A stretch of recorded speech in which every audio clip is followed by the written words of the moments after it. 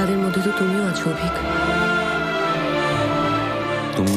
সায়ন্তন ঘোষাল পরিচালিত, ঋত্বিক চক্রবর্তী এবং শ্রাবন্তী চ্যাটার্জি অভিনীত রবীন্দ্র কাব্য রহস্য সিনেমাটা দেখলাম।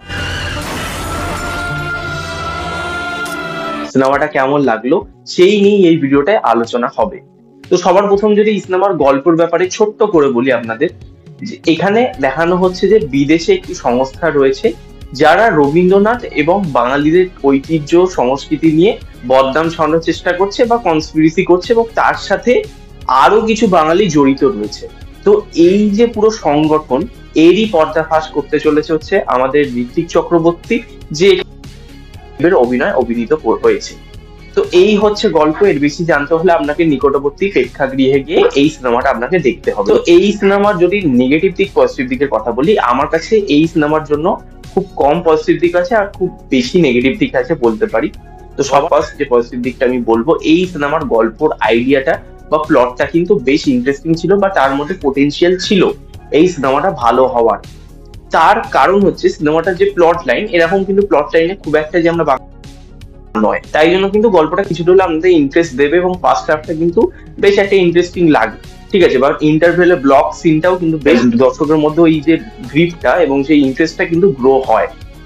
এবার আমি যদি বলি সেকেন্ড পজিটিভ দিক, এই সিনেমা টেকনিক্যালি ভালো, ঠিক আছে, ঠিকঠাক ক্যামেরা শট গুলো ভালো নেওয়া হয়েছে, লাইটের কাজ ভালো, বেশ ক্লিন এবং কালার গ্রেডিং বেশ ভালো লাগছে। ওভারঅল সিনেমাটা লুক অ্যান্ড ওয়াইজ দেখতে কিন্তু বেশ প্রিমিয়াম।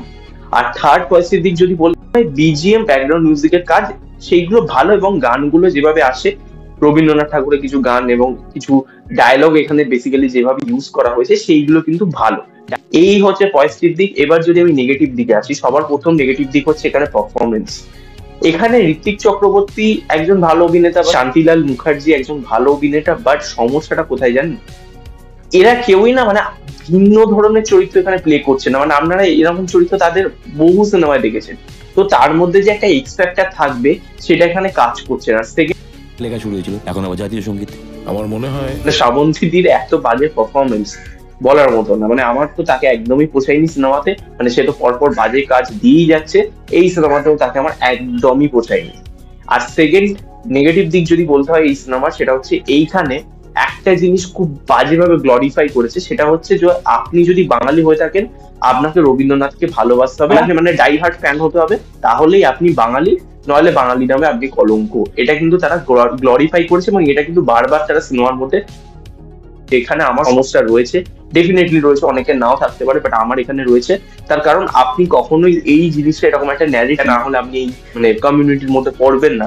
এটা আমার মনে হয় একটা ভুল জিনিস এখানে মানে দেওয়া হয়েছে, এবং এটা আমার মনে হয় না এটার সাথে যায় আর কি। সিনেমাটা জাস্ট ফ্যানেদের, ওই রবীন্দ্রনাথ যারা ভক্ত তাদেরকে টার্গেট করতে গিয়ে এরকম একটা ভুল ন্যারেটিভ এই সিনেমাটা সৃষ্টি করেছে। আর থার্ড নেগেটিভ দিক হচ্ছে এই সিনেমার সেকেন্ড হাফটা আপনি গল্পটা যেটা একদম ধরাস করে পড়ে সেকেন্ড হাফে, ঠিক আছে। মানে আপনি ফার্স্ট হাফে যদিও বা একটু ইন্টারেস্ট গ্রো হয়, সেকেন্ড হাফে কি গল্পটা অন্য জায়গায় মোড় নিয়ে নেয়। ঋত্বিক চক্রবর্তী শ্রাবন্তী বলতে কেমিস্ট্রি দেখানোর চেষ্টা করে, যেটা ফার্স্ট হাফে দেখালে মনে হতো আমার বেটার হতো আর কি। আমার মনে হয় যে ওটা ফার্স্ট হাফে যদি বিল্ড আপটা দিত ভালো হতো। সেকেন্ড হাফে কোথায় গিয়ে মিস্ট্রিটা সলভ করবে বা একটু ওই ক্লু গুলো সেইগুলো যদি ঠিকঠাক ভাবে আসতো, বরঞ্চ সেইগুলো বেশি ইন্টারেস্টিং লাগতো। তা না করে করেছে হচ্ছে তাদের কেমিস্ট্রি দেখিয়েছে, সেটা আমার একদম ভালো লাগেনি। আর আরেকটা নেগেটিভ দিক যদি বলতে হয়, ক্লাইম্যাক্সটা কখনোই স্যাটিসফ্যাকশন দেবে না, বা খুব শকিং কিছু লাগবে না।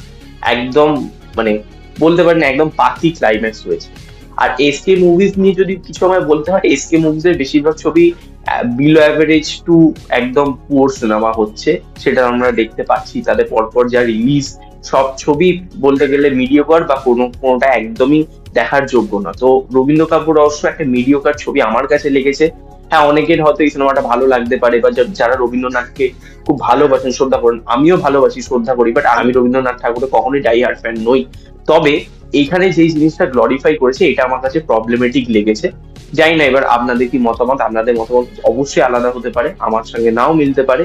একটা বিষয় আমি ভুলে গেছি, যে এখানে প্রস্থেটিকের মেকআপ সেটা একদমই ভালো না। রবীন্দ্রনাথ যাকে করেছে তাকে হয়তো আপনি পোস্টারে দেখে ভাবছেন যে না মানাচ্ছে মানাচ্ছে, বাট আপনি যখন সিনেমা দেখবেন না, প্রস্থেটিক মেকআপটা একদমই ভালো হয়। যদি রেটিং দিতে হয় এই সিনেমাটাকে আমি 10-এ 4.5 দেবো, তার বেশি আমি দিতে পারছি না, সরি টু সে। এই তো ভিডিওটা ভালো লাগলে অবশ্যই লাইক করবেন, সাবস্ক্রাইব করবেন, পাশে বেল আইকন ক্লিক করবেন, এবং আপনি যদি রবীন্দ্র কাপুর অবশ্য দেখে থাকেন সিনেমাটা আপনার কেমন লেগেছে সেটাও কমেন্টে জানাবেন। নেক্সট দেখা হবে, ততক্ষণের জন্য টাটা।